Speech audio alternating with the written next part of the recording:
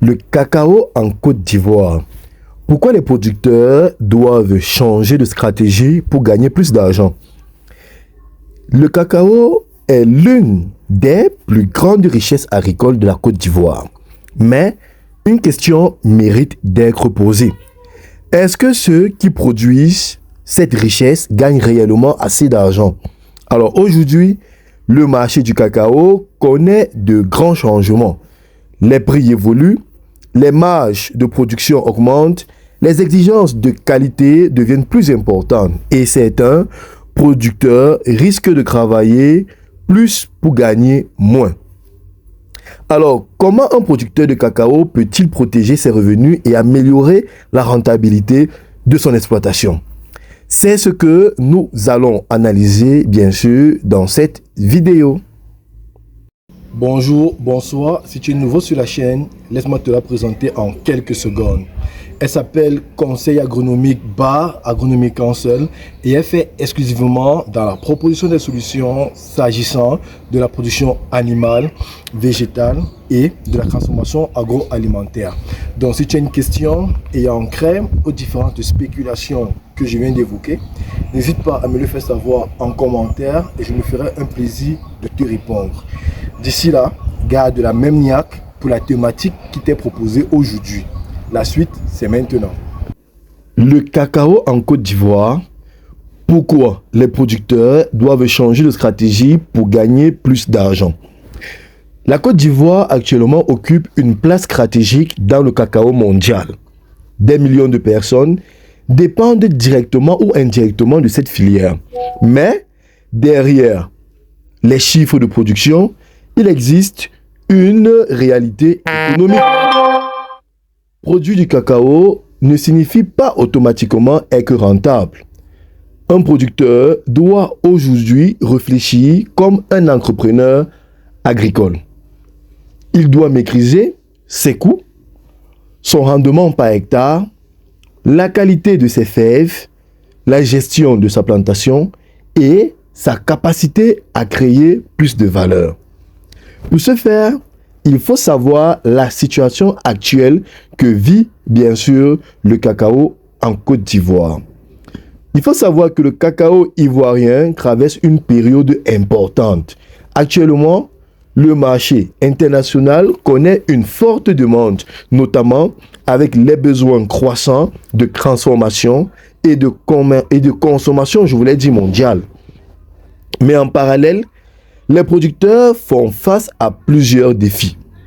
Premièrement, il y a le vieillissement des plantations parce que, il faut le dire, beaucoup de vergers ont été installés il y a plusieurs décennies. Et avec le temps, la productivité, bien sûr, a eu à diminuer.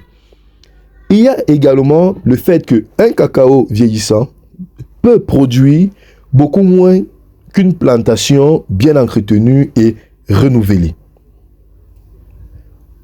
Le deuxième cas d'espèce est l'augmentation des coûts.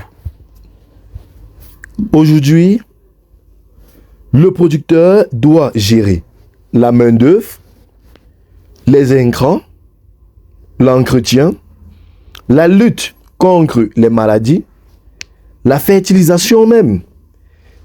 Si les dépenses augmentent plus vite que les rendements, bien sûr que la marge bénéficiaire va forcément diminuer. À ce niveau, il faut comprendre que le problème n'est pas seulement le prix du cacao. Beaucoup pensent que la solution est uniquement d'avoir un meilleur prix du cacao. Mais la vraie question est, combien rapporte réellement un hectare de cacao? Deux producteurs peuvent vendre du cacao au même prix, mais avoir des résultats financiers complètement différents. Et ceci pourquoi? Parce que l'un produit peut-être 300 kg par hectare, tandis qu'un autre atteint plus de 800 kg ou davantage grâce à une meilleure gestion. La rentabilité vient donc au niveau de la productivité. Comment bien sûr augmenter ses revenus avec le cacao? Telle est la question qui ne cesse de revenir et bien sûr qui est posée par beaucoup. Il faut savoir que pour améliorer ses revenus, un producteur doit agir sur plusieurs leviers. Déjà, en premier point, il y a l'amélioration de la productivité. Une plantation productive commence déjà par des plants performants, un bon entretien, une fertilisation adaptée, une bonne gestion de l'ombrage et bien sûr une meilleure surveillance régulière des maladies. Le deuxième levier, c'est bien sûr miser sur la qualité. Le cacao n'est pas seulement vendu en quantité. La qualité devient un avantage économique. Un cacao bien fermenté, bien séché et correctement préparé pour offrir de meilleures opportunités commerciales. En troisième point, ou encore le troisième levier, il y a le fait de diversifier les revenus. Une plantation de cacao peut aussi devenir un système agricole rentable. Certains producteurs associent plusieurs cultures en association, comme les cultures vivrières, pendant les premières années, d'autres productions agricoles adaptées. Et ici, l'objectif est de ne pas dépendre d'une seule source de revenus. Si nous prenons bien sûr le cas d'une analyse financière, s'il faut prendre un exemple, un producteur possède 5 hectares. S'il obtient seulement 300 kg par hectare, cela représente environ 1500 kg de cacao. Mais si grâce à une meilleure conduite, il atteint 700 kg par hectare, il passe les 3500 kg. Alors la différence représente 2000 kg. Supplémentaire bien sûr, même sans augmenter sa superficie. Il augmente son potentiel de revenus. C'est cela la vraie logique entrepreneuriale. Donc, avant d'acheter plus de terre, il faut parfois mieux exploiter celle qu'on possède déjà.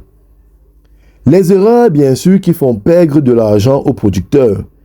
Déjà, la première, c'est de garder des plantations peu productives pendant trop longtemps. Le deuxième, c'est de négliger la fertilisation pendant que le cacao est une culture ancienne. Le troisième, c'est de ne pas suivre les maladies rapidement. Et le quatrième, c'est vendre sans chercher à comprendre la valeur réelle de sa production. Alors, le cacao reste une opportunité économique majeure en Côte d'Ivoire. Mais demain, les producteurs qui gagneront le plus ne seront pas forcément ceux qui auront les plus grandes plantations. Ce seront ceux qui maîtriseront mieux leur production, leurs coûts et bien sûr leur stratégie. L'agriculture moderne n'est plus seulement une question de produits, c'est une question de produits avec intelligence et rentabilité. Alors dites-moi en commentaire selon vous, quel est aujourd'hui le plus grand défi des producteurs de cacao en Côte d'Ivoire? J'ai hâte de suivre vos réponses et d'ici là, portez-vous bien et à bientôt pour une autre séquence de vidéos.